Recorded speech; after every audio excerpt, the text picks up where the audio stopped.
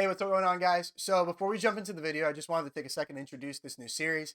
Essentially, what I'm doing here is I'm going to be uploading my coaching sessions that I do over on Medify. I've been doing a couple of those for free to kind of get the content train going a little bit.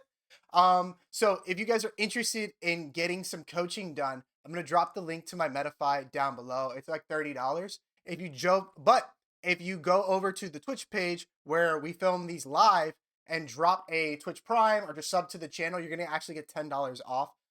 You not your next Medify order, but every Medify order as long as you're a Twitch sub over on the channel. So guys, if you're interested in getting some coaching, want to get better at Valorant or get better at CS, definitely recommend coming through, checking out the channel, asking some questions in the chat, and then maybe booking a session. If you guys want to stay up to date when I'm going to go live, because these are a little bit sporadic, I try to do these on Saturdays. But if you want, you can join my Discord that I'm going to put down in the description as well. And I have a notification in there. I have a bot that will give notifications. So when I go live, you can go ahead and tune into the stream live and ask any other questions. Just hang out with the community. Alrighty, y'all. Without any further ado, I'm going to jump into it. Hope that helps. See ya. Our first VOD is going to be from Simon. Simon is a silver player. And I've actually had an opportunity to check out this VOD. I was watching this one actually yesterday, and we did a whole entire VOD review. And then the file got corrupted, so I'm going to redo it. So Simon, you're going to be getting a free extra VOD review with a little bit of an added layer to it. So you're welcome, brother. Alrighty, so let's go ahead and jump into this. And we're going to actually see if I remember a couple things from this VOD. From what I remember, Simon actually has some fairly decent understandings of how the roles to be played. So let's just jump into it. So off rip, we're gonna see a flash go over towards long. Gecko's gonna get the information that somebody is playing long. But Simon here is just gonna focus on holding short. Gonna pull off the angle, try to wall bang this KO knife, and nothing gonna connect. And he's gonna break the angle and have a weird fight with Reyna. So what I'm gonna say off a rip. When you are committing to... So there's a couple things I want to mention. First thing, the crosshair placement. Check out how close his crosshair is to this angle. So one thing that everybody has to keep in mind with Valorant in general, Counter-Strike, Rainbow Six, a lot of tac shooters in general, 90% of the aim in these games are crosshair placement. And a good way to measure if you have decent crosshair placement or not is getting a strong understanding of the fundamental of angling. So angling basically refers to the distance between your target, the angle you're fighting them on, and your distance from that same angle. So it's understanding those three different, checkpoints. So here, understanding this, what do we know about this angle right here? We know that to swing this angle and to peak Simon in this position, Reyna is going to have to swing relatively wide. For her to actually clear the angle fully and not be basically half peeking, she needs to swing a little bit wide. So really we're at this point is where she's going to be visible. So knowing this, Simon should bring his crosshair about to this point here so he can catch Reyna not only on the swing, but catch her on the counter strafe. So when she stops to take her shot, she's standing right in his crosshair. Second thing to keep in mind is when you are holding a position, and this happens a lot in ranked, and it will happen less in organized scrim play, is once you hold something, you commit to something, you need to play this game very decisively. Before the walls drop, you need to have a plan as to how you're playing this round out. I'm holding short, and then I'm gonna push into short, and then I'm gonna path to sight. And keeping that kind of steadfast decisiveness in your play will help prevent things like this, of this random timing where Reyna's able to get some swing and get some damage off.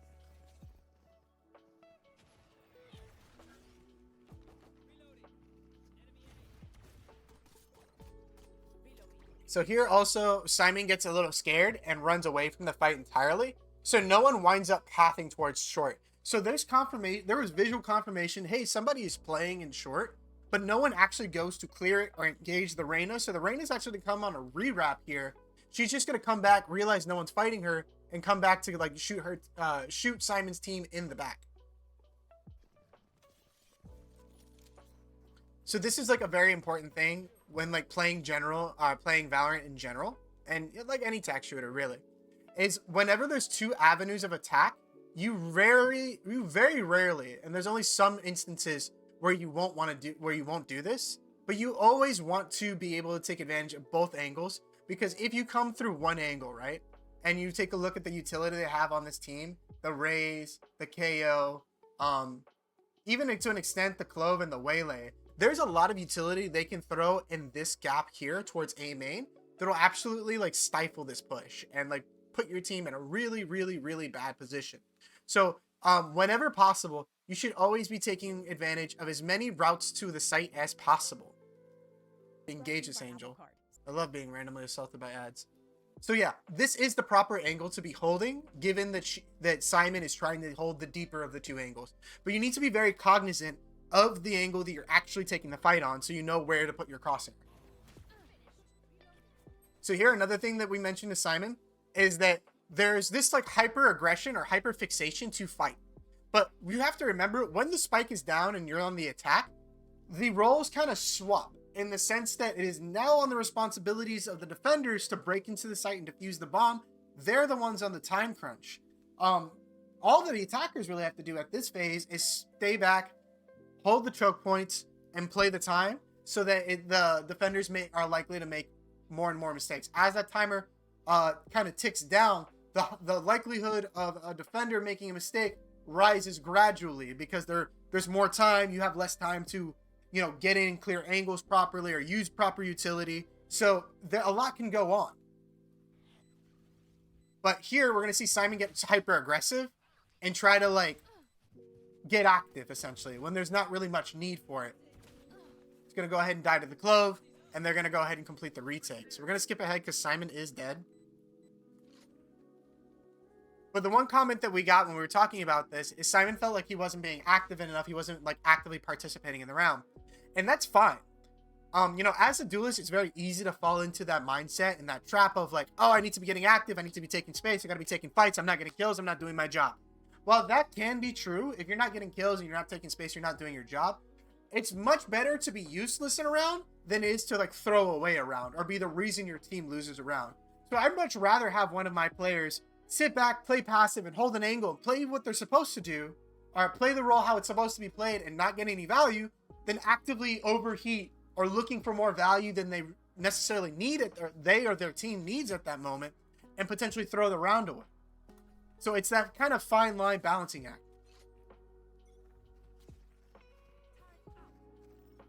So we're going to peek onto long here, peek onto plat. We're going to farm the orb and walk away. So right now, Simon, if I remember this correctly, Simon plays this round correctly. He's playing the range. He's trying to find the first pick. Doesn't communicate that someone crossed here, so Raze might get killed here, but it does look like Raze did see on the map.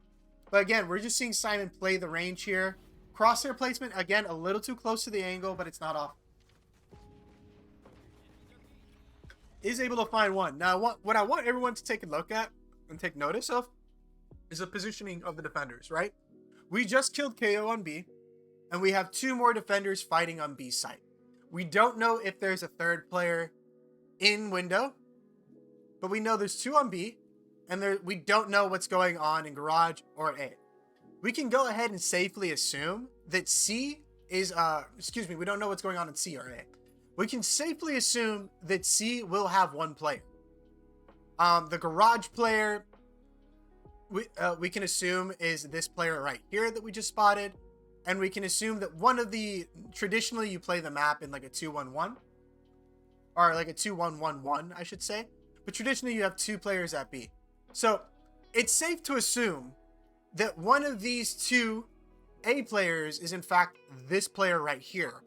Given that, we can go ahead and assume that it's not in fact two players here, but one. Off of that information, we can then go ahead and pivot. Excuse me. We can then go ahead and pivot and say, hey, there's likely only one player here. Let's go ahead and pivot towards A site and take advantage of the two different routes we have onto this site to overwhelm this one player. That's kind of like why map awareness and map knowledge is super important, because it helps you make these predictions very quickly. That's not what this team goes ahead and does. but it was likely the right play. So we find a pick, but it gets evened up. So now it's going to be up to someone to find another pick. We're going to see bomb start making its way to C. And the remaining 3 players will just kind of have no choice but to follow. We're going to see a lot of this game. The Gecko is going to make some questionable decisions and put his team in like some really awkward positions. Especially with this particular move where they kind of run into the site, have wings plant, and then just don't really watch the bomb at all. And it puts the team in some really awkward positions a lot of the time. So here I would say we're halfway with the right idea of how to play this round, right? We know bomb is down. We know bomb is planted for long. We're going to play off site. Now, the only issue with this, and I would say this is the correct move to play if it weren't for 2 things. One, the controller is alive. So playing long really isn't the play. To have only like 1 or 2 guys on site really isn't the move at this stage. You really want to have 3 on site because the controller is still alive.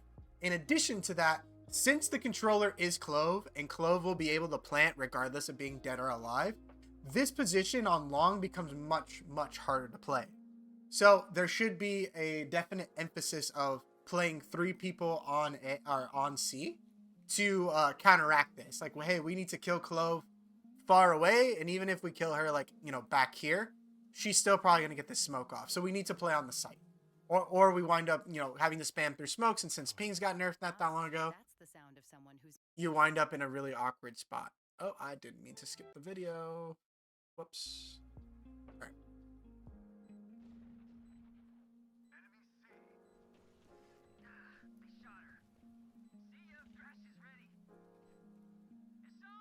So Chamber and Gecko are going to do a good job here. A little bit of a misplaced smoke, in my opinion, from their Clove, but it's not the end of the world. It works out for us. But this is part of the reason that you need to have teammates on site for this exact thing. They jump in the smoke. You know, you need to be able to like clear it out and make sure, like, okay, like they're not sticking the bomb instead of relying on spams. Spams are a decent way to play it, but it's not like the ideal way. There are definitely better ways to do this.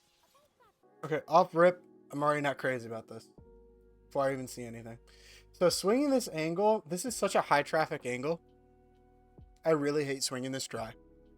You should always try to be peeking B long, either with some sort of smoke, a Cypher camera, a Sova dart. It doesn't really matter. Even a KJ turret would suffice. Something to let you know if there's a threat on the other end of this, or something to isolate the number of threats. Because if you swing into this angle, right, you have to worry about here, here, here, here, here, here, here, and then anywhere on top of these boxes back here. So that's 1, 2, 3, 4, 5, 6, 7, 8, 9 potential angles you have to worry about swinging into this one angle. It's just not ideal. That's why I almost never swing this angle like dry. I think it's a really bad idea and a really bad habit that people have.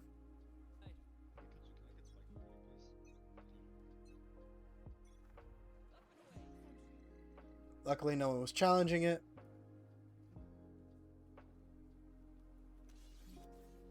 We're gonna start pivoting towards A.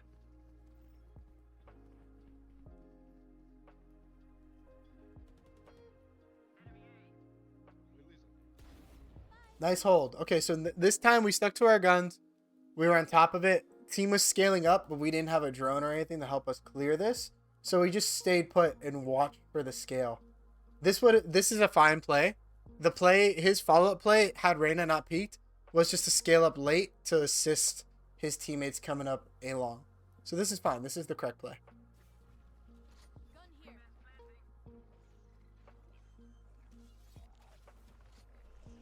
Go for a plant. Smokes are down. Team should be getting into post-plant positions. So common post-plant positions you want to be playing in ideal post-plant positions are graffiti, ammo box, under hell, default, and then you can do like any variation of long, and then some variation of short. This is your ideal setup. This, what they're doing right now, especially since Clove is in the mix, or like a controller is in the mix, playing like this is asking to lose the round. Because you're leaving your Gecko on an island by himself, and it's so easy to be smoked off here, where you can't like do anything to help.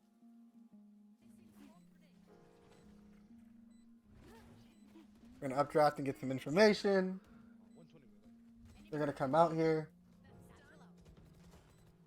So Clove was a little too early with her smokes. They faded before they could actually get some use. So this is fine. Had it been an Omen or a Brimstone, she might have been in a different situation. We're not overheating here. We're playing this well. Just playing for the bomb. We get the kill. Awesome. Off to a great start. All right, similar sentiment here. We're going to swing mid dry. Let's see if we get punished for it. We popped the draft early, so we're aware that this is a high traffic, dangerous area to be in.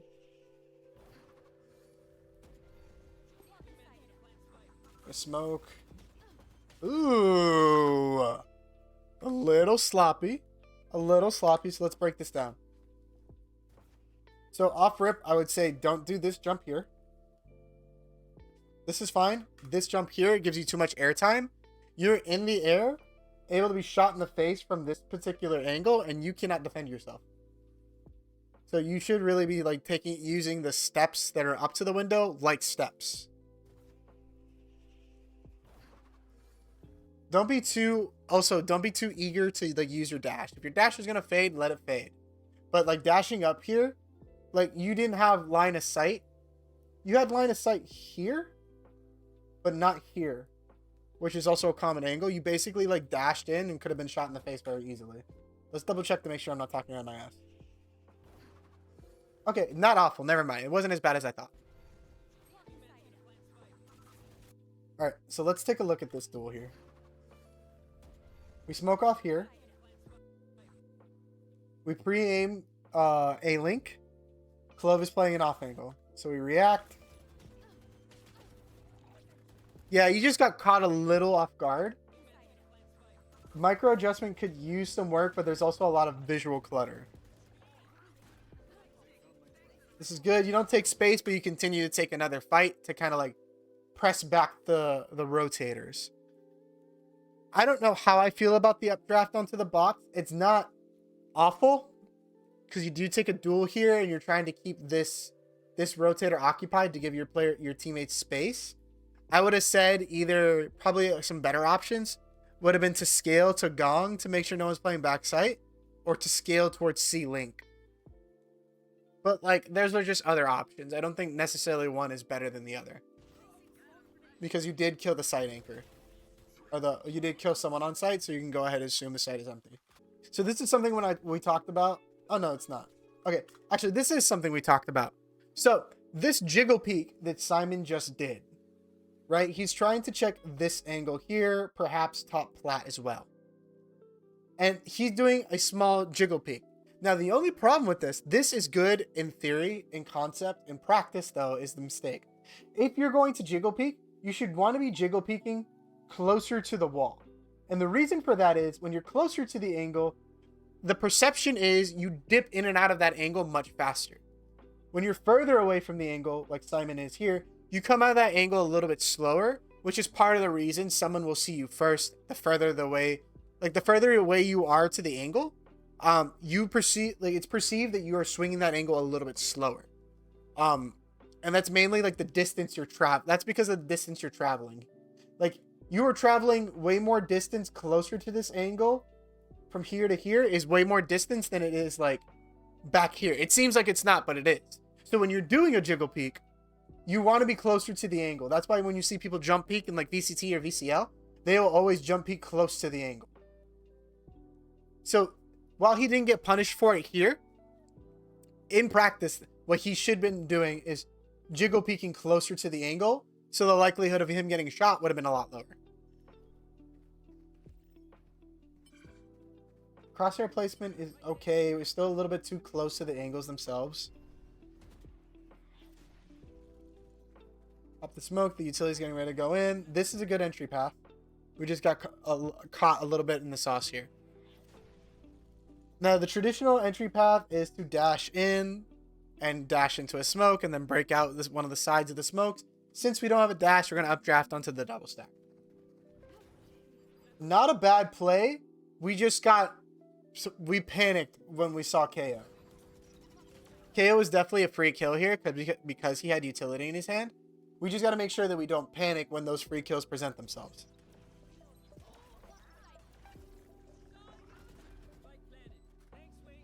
So Gecko again got a little over ambitious with the plant and put your team in a really awkward spot. Teammates are going to begin flooding the site, but again, we're doing the same thing. The controller is alive and we're playing long. Just kind of in a bad spot for this. You know, the entire team is playing long here. And I can guarantee we've already lost track of where the spike is. Someone taps. And we're going for spams. So, the correct play on this, right? If we're smoked off here and we hear a tap, your response, and it's hard to do in ranked, but your response should be all three of these players should get into this smoke and try to fight at the same time. The idea here is you're taking a 50-50, whether somebody is sticking the bomb and one is holding, so it's a potential 3v1, or worst case scenario, it is a 3v2 because someone just tapped the bomb and they're both holding. Either scenario puts your team in a better position.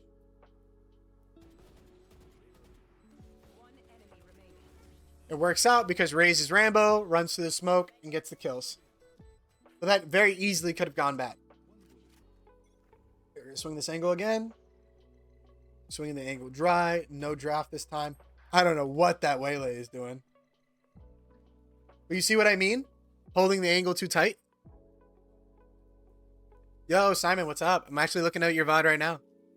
See what I mean? Holding the angle too tight, couldn't physically react to waylay.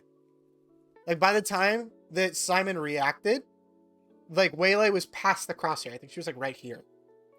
So watch that back one more time, and you'll see what I'm talking about with the crosshair placement.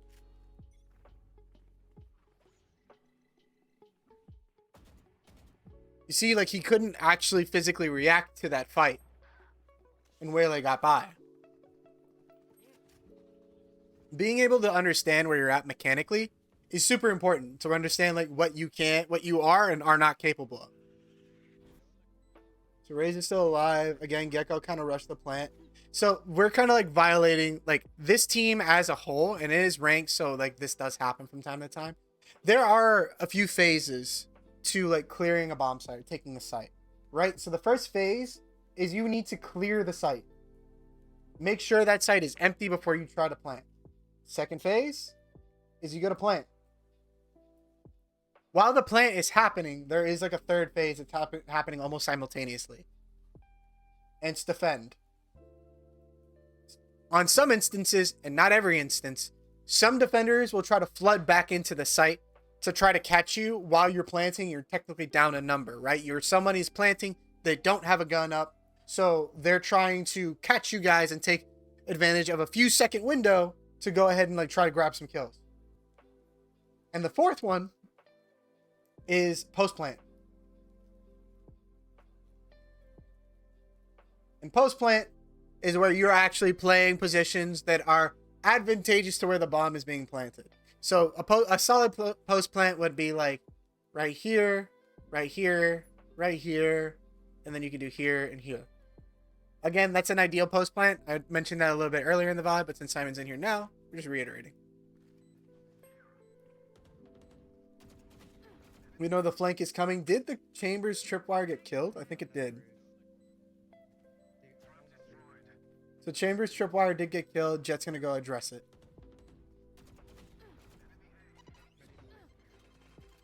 Yeah, and you're kind of in a bad spot. You're just kind of getting crunched here. Not a whole lot you could have done from this position, honestly. Because you, like, your Gecko forced the issue. You forced the plant early when your team wasn't ready for it. And it put you guys in a bad spot. Put you in a very awkward position. So again, this is what I was talking... This is something else that we talked about when we actually originally looked at this VOD. When we originally looked at this VOD, we talked about the idea of jump peeking. So the jump peek works as in you are jumping out of this angle and then swinging right back to where your initial launch point was to get some information on the C site. But what Simon goes ahead and does is jumps out wide and makes himself, yes, you're a slightly harder target, but if someone like picks up on the fact that you're doing this or there's an op holding, you're going to be killed. This is only really ever decent to do if you have an op. And even then, not great. Alright, so this is where we start getting into the idea of like game sense, right?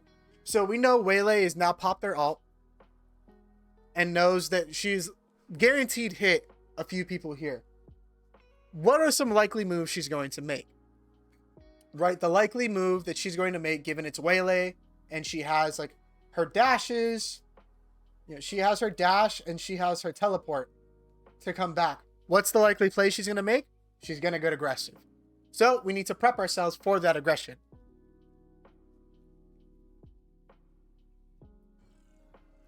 So instead, we're going to hold the angle tight again. Waylay's going to get in aggressive and pick up a free kill. So that's what I'm talking about when it's like, you need to be aware and almost like be cognizant of like the next possible play. When you get enough reps in the game and you play it enough and been enough circumstances, you'll begin to be able to break down like from like moment to moment, like these are the possible options that this player has right now. And like, I need to like make plays or use utility to reduce the number of options they have to make it more predictable or put it in an advantageous fight for myself. So we're going to scale up once again here. The blind comes in. Nothing. Okay. So the blind doesn't catch anybody on A long. So we know that the blind is clear right now. I see my dog trying to tear into something. I don't know what he's trying to tear into. He's looking at me. You're looking guilty, Meatball. You're looking guilty. Good awareness, by the way. This is great awareness. Okay, hang on. He's being needy. Come here. He's being needy, and he will get himself into trouble if I don't pay him some attention. He gets bored easily. So, good awareness. You heard the Waylay walk up, and you turn to address it.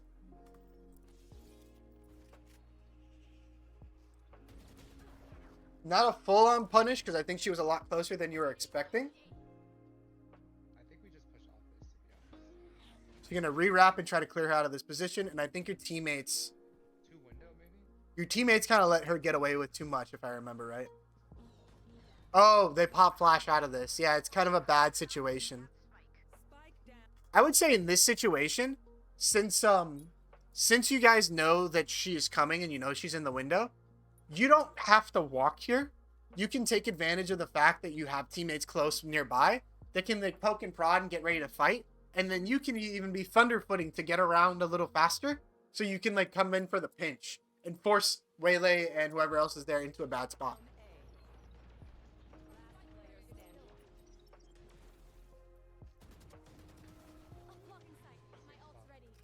This is a nice little clutch. I do remember this. Reyna for sure.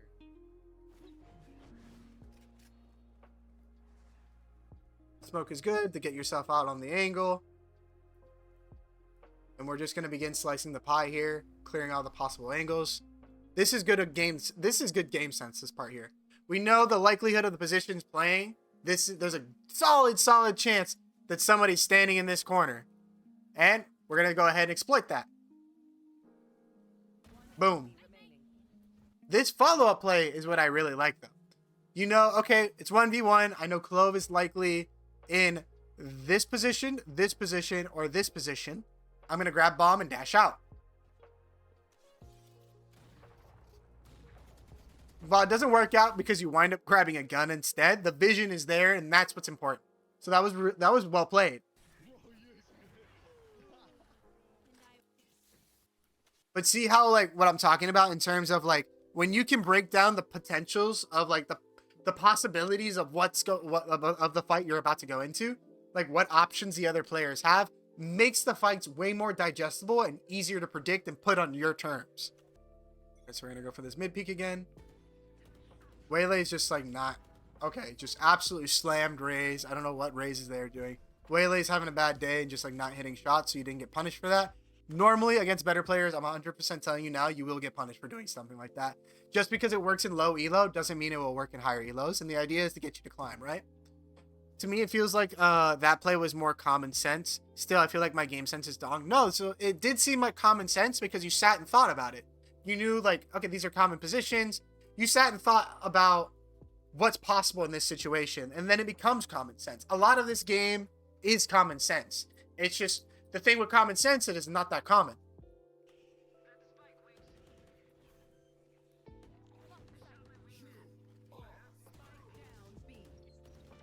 Alright, so we get a pick towards B. Gecko tries a plant and it fails.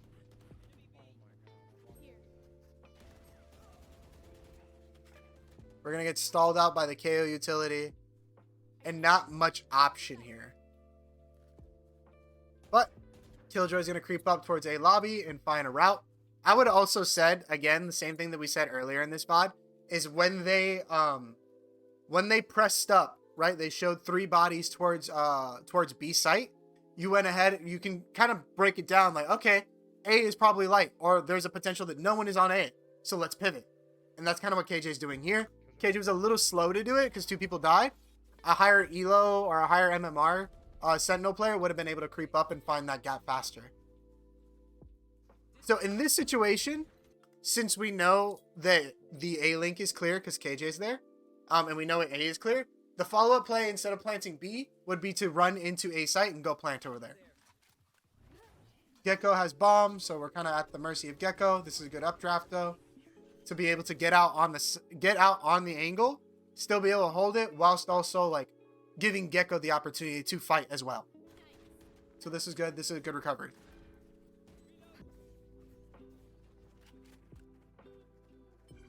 Again, we're doing the ambitious jump on the angle, but I'm not going to harp on it since we already talked about it.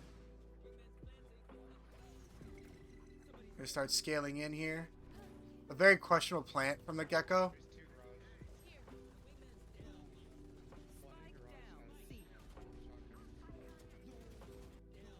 And again, look at our crosshair placement.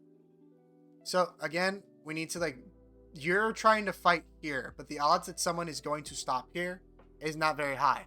You need to understand that this is what's called the fatal funnel. If you stay in the fatal funnel, you die. Fatal funnels are any choke point, like a doorway, like a hallway. You want to get out of the fatal funnel as much as possible. So you need to be playing with that mindset that people are not going to want to stay in this position. So the likelihood that someone's going to stop and fight is likely going to be more so around here.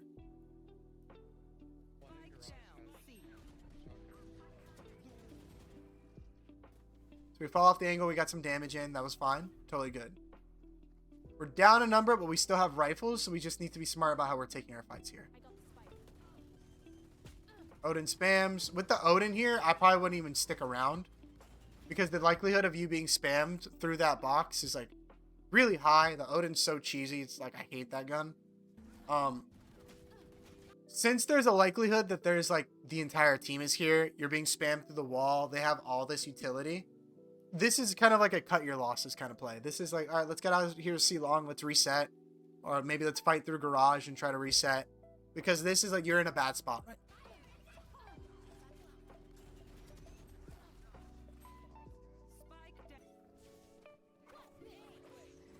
Pop some knives. Kind of getting griefed by your teammates on this utility, but it's fine. Gonna dash in. Good pathing. I think we should work on your tracking a little bit. It's also a little difficult because you have more to watch because you don't have a controller, so there's also that as well.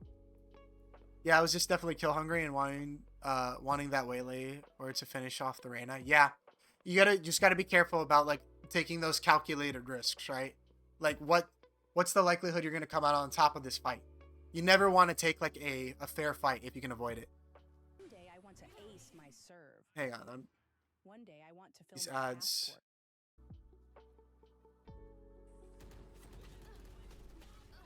So yeah, you're in a funky spot here because you don't have full utility set because you don't have smokes.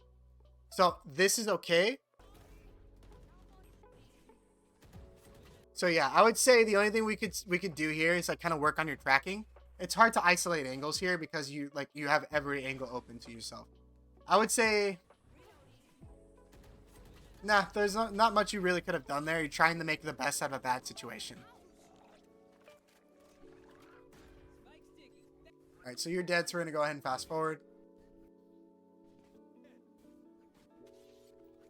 This is a funky VOD to watch because of the lack of smokes on the team. Like, you're kind of forced to play this in an unnatural way. The best way I can describe that. I'm just gonna push this like I own site because I do own site. Lines into the site. We're getting in there. Yeah, Gecko is like doing a little too much.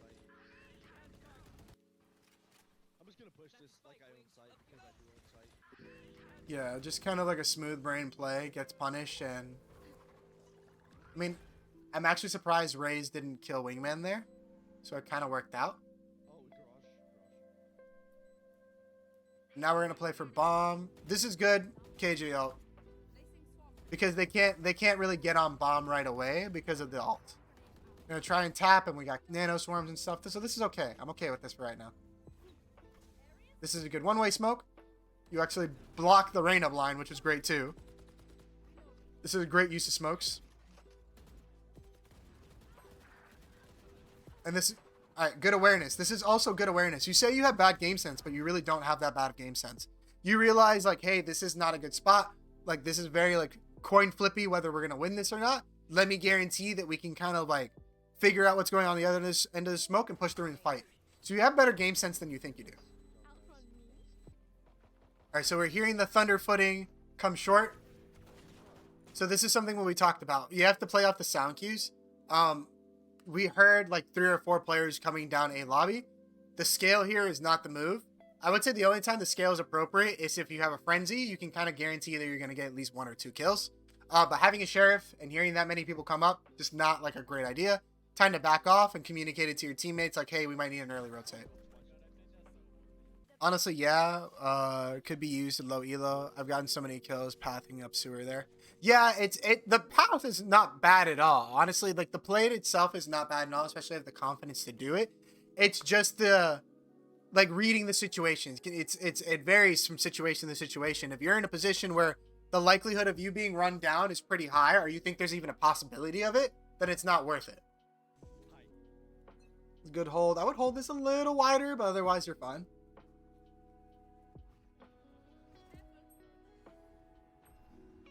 They're going to be pathing hard garage and quick garage. Here, I would say if they're doing that, if they're not pathing... So, this is something that like can be 50-50. If you hear that they're challenging grass, right? They're pathing grass and no one is pressuring window and they're not respecting that mid walk, start walking down mid. Because even if... And especially since you have a dash and it's like primed, you can pop your dash, scale down mid, try to get one, either get a kill or do some damage, and then dash away. It'll slow down their take from garage and make it more manageable for your teammates, because now they're worrying, oh shit, Jett's now behind us, or Jett could be scaling behind us. We need to slow this down.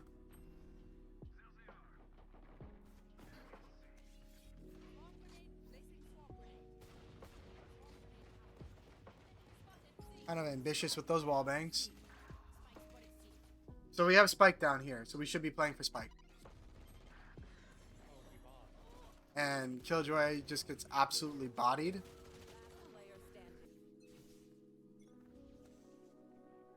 Alright, again, we're hearing them scale fast.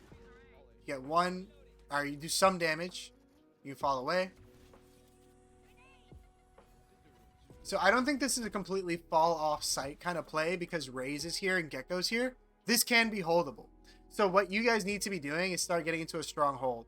So a stronghold, so think about it like this. In I think it's engineering. This might be geometry as well, but like the concept of triangles being the most like stable shape for like load bearing is applicable to tack shooters as well.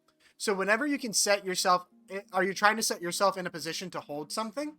Like ask yourself, can we make a triangle here? And you absolutely can.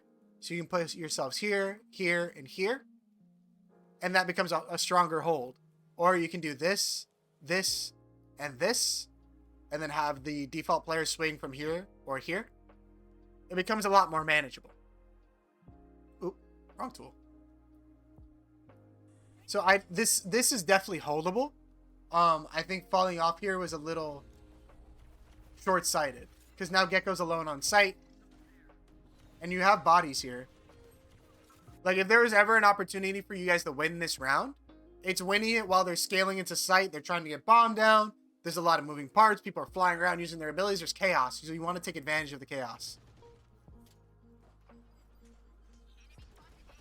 Especially when they're on better guns than you. Like, you do not want it to get into a manageable situation for them. And then it's a 9. Alright, so we're not going to see anything. Wow, okay. We don't see anything. Yeah, so we don't need to see anything long here. This is why, like, info utility is so important. You guys have, like, basically 3 duelists. Like, a Silva's, like, really... Silva or Fade is really important for this map. I would say Silva more so you can get that early information. And you don't get, like, as surprised here. So, regardless, when you're on, like, high traffic angles like this, you should be trying to play in, like, dip in and out of cover to prevent pre-fires for this. So the idea is you're coming in and out, you're doing AD, AD, AD in big strafes, not like micros. Because what happens if you AD real quick, you wind up stuttering in place. You don't actually move. But if you do AD, you make yourself a lot harder to hit in terms of a pre-fire. So this, what Raze is doing, she would have been likelier to miss. But you got a little too reliant on your dash that like, oh, I'm going to get my shot off first. You can't always, like, you're not always going to get your shot off first. So be careful on this lake peak. It's okay because Chamber is holding it, but if he wasn't holding it, I would say be careful on this late peak. Again, this is a great opportunity to walk down middle here. They're not really showing you much. They're not respecting the mid walk. You can have Chamber hold that window and have you just gradually walk down. Gives you info, gives you an opportunity to get a kill. We don't have an A anchor here, so the odds of them just like kind of contacting into A here are pretty high. And you see you wind up in this kind of constant state of flux. So now they wound up hitting A, and no one is in sight to hold this. And A site is one of the harder like retakes on the map, or is the hardest retake on the map. It's one of the harder retakes in the game because both ways back into the site for the defenders are 2 tight choke points. It almost requires you to like fully like go on a flank. Or you need like breach utility or something to get in. Which you guys don't have. Now we're just kind of in an awkward spot, just trying to do some damage. You will see a lot of times in like higher elo games that like people just straight up like go for a save. Even like a 3v5, people will go for a save because it's such a hard retake and you can't really pull it off unless you have the right utility. Alright, so we pop some knives here. I think you're a little too eager to leave this. It is silver, so deathballing is common, so this is kind of okay. But when you get into higher elos, like when you hit plat, diamond, you're not going to want to rotate as quickly anymore because defaults become a lot more like likely. Or a lot more common, I should say. Updraft, try to find some info. I do say you're good about using your smokes. Definitely good about using your smokes since you don't have a controller. But again, we're in this situation with the bomb. The A site is empty and we do not have any information or any idea or any inclination as to what's happening over there. Like, look at your teammates. Look at the minimap right now. You guys are just like bunched up in a little ball. So like right now, you guys have like 0 information across the map. Well, I mean, you have double sentinel, so it's okay. But like, you're like worried about this angle, but you have a chamber trip here. You have trips here. The only exposed areas is like the areas you're not paying attention to. Now chamber's on angle, but this is a threat. This is the threat. This is the threat. We have no information there at all, and we're just kind of like ignoring it as a whole. Spike planted. And sure enough, that's where they planted. There's gonna be one late lane.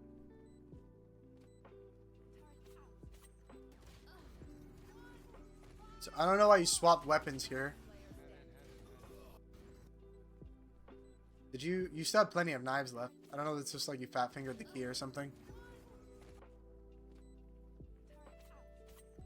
I would say this is not the first time you're whiffing like a micro adjustment like this. I would say I know Simon, you had asked me about aim labs. This is one of those things that like aim lab is a After the 2 misses, you lose confidence. Yeah. Then I would say this is one of those things that Aim Labs is really good for, making those micro adjustments and getting confidence with that movement. It'll also help you like fine tune your sensitivity for stuff like that. I don't think your sensitivity is an issue, but I do think you need to work on the micro adjustments. The Bucky by Sewer. I don't hate this. I actually like this. You just have to temper the aggression here. Okay, so they fast hit C. You're gonna go get some information. You're gonna go push and wrap. Chamber gets 1 and dies.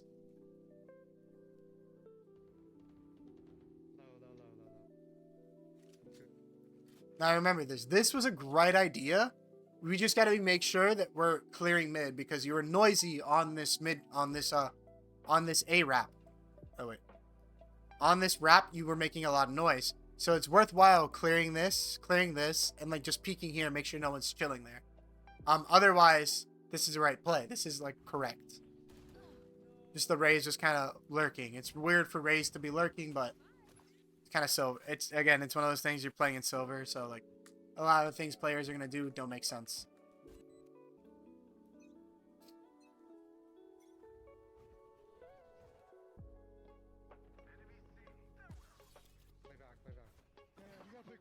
Again, we're like rotating way too fast. You rotate really quickly and you leave openings.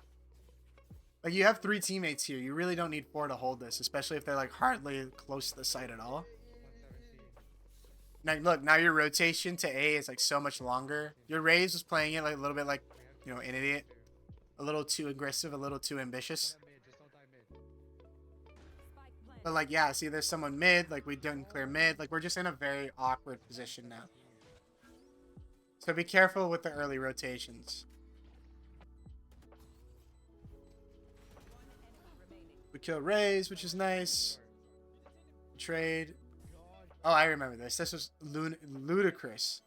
I don't know why Killjoy didn't go kill Reyna because she was out of the detainment at this point. I don't know. That was wild. Regen, shields, and a Vandal. I'm okay with that. I would say here, make sure you're ADSing on this angle. Because at this range, you're bursting anyway. You want to say ADS, so you have like, you know, you get that like 0.25 magnification. It's going to be a little bit easier to hit that shot. If you watch like VCT, VCL, or even Radiant players, they do this a lot. You still get the kill, which is great. And good job changing up the angles.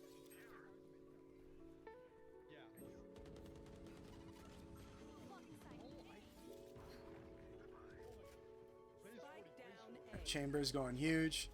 So now you guys are in a good spot. You really don't have to work all that hard here. I don't know what Waylay's doing. Interesting plays. Interesting plays.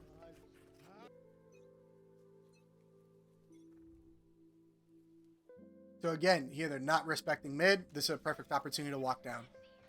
You don't want to do it all the time. The walk down mid is something you should do maybe 2-3 times and a half when you're playing ranked. Because when you do it once, they'll start looking for it. And that's good because it slows them down.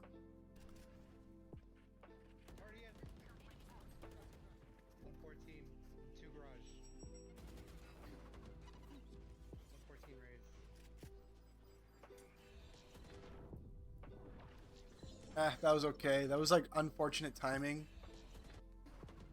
Killjoy's on the site. I can see why you would want to come in and help.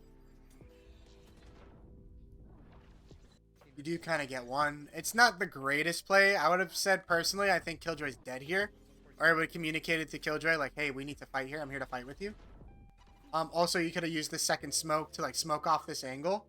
And then get out into the site. Break it, like break some crosshairs and then start taking fights. Make the fights a little more manageable for you. But the Reyna Lear coming in at that timing is a little unfortunate. Alright, so we're going to fight a long here, I'm assuming. This is the proper way to be fighting this, by the way. Double stacked. Again, a bit of an early rotation. A little too quick for my liking, but it's okay because Gecko's still there. You're kind of the rotator in this position. Good smoke.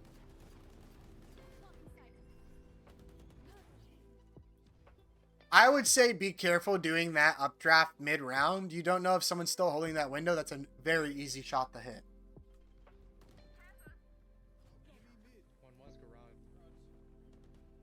Chamber's got the right idea. You guys are scaling up. You get spiked down, and this is pretty much over. Yeah, as soon as you guys get spiked down here, you just have to play for spike, and you guys basically win. But that's the game.